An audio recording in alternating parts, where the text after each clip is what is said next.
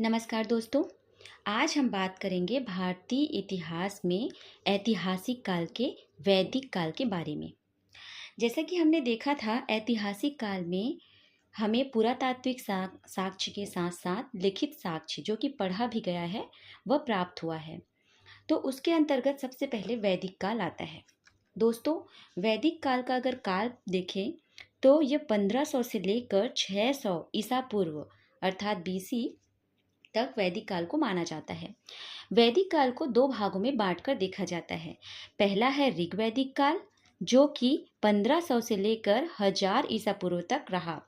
उसके बाद उत्तर वैदिक काल को देखा जाता है, जो कि 1000 से लेकर 600 ईसा पूर्व तक देखा जाता है।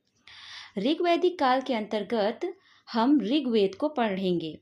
वहीं उत्तर वैदिक काल के अंतर्गत हम ऋग्वेद के बाद जो वेद आए हैं, जैसे कि सामवेद, यजुर्वेद और अथर्ववेद को पढ़ेंगे।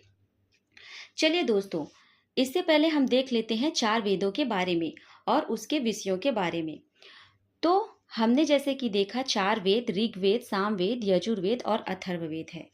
इसमें हम उनके उपवेदों को देखेंगे। उपवेद के जो प्रवर्तक रहे हैं उनके बारे में देखेंगे। ब्राह्मण ग्रंथ अर्थात उनके यज्ञ, कर्मकांड या पूजा पाठ के बारे में देखेंगे। और पुरोहित जो इसको पढ़ते थे या गाते थे उनके बारे में देखेंगे। साथ ही इसमें क्या विषय होता था उसके बारे में अध्ययन करेंगे। और इसके रचना काल अर्थात इसका काल कब तक रहा है उसके बारे में देखेंगे। तो सबसे पहले हम स्टार्ट करते हैं ऋग्वेद के बारे में। तो ऋग्वेद का काल हमने जैसे कि देखा है 1500 से लेकर 1000 ईसा पूर्व तक चला। तो ऋग्वेद में जो उपवेद है उसे आयुर्वेद कहा जाता है और उपवेद के प्रवर्तक रहे हैं ब्रह्मा, प्रजापति ब्रह्मा। वही ब्राह्मण ग्रंथ में ऐत्रेय और कौशितिकी जो ब्राह्मण ग्रंथ है वो ऋग्वेद के अंतर्गत आता था।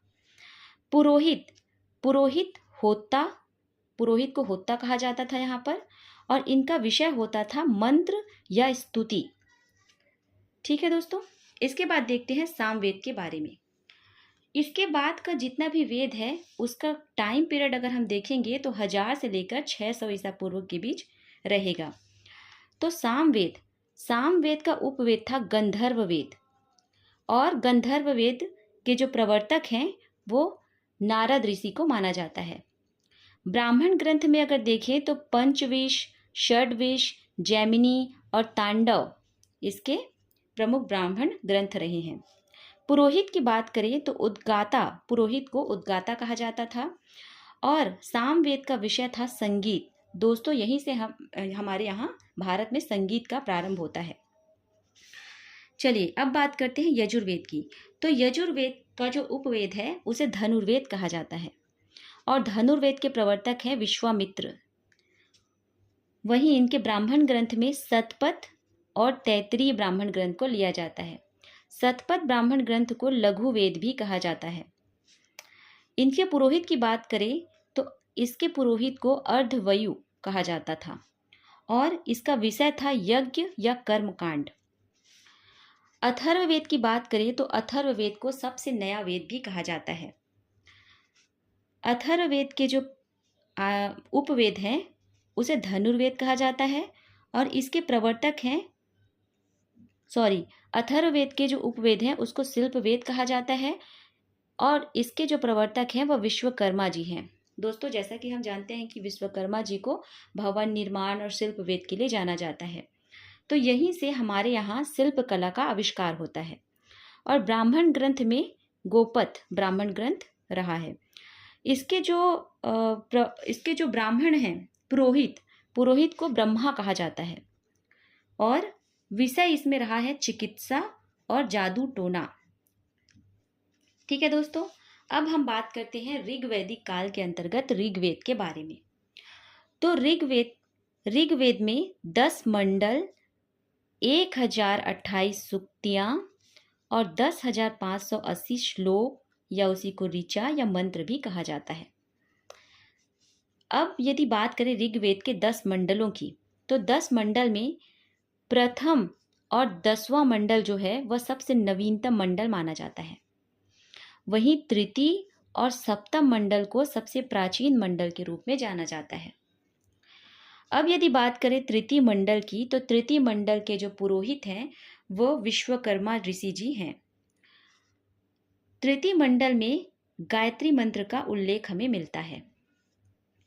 चतुर्थ मंडल, जिसे वामदेव जी ने लिखा है और इसमें कृषि कार्य का वर्णन हमें मिलता है।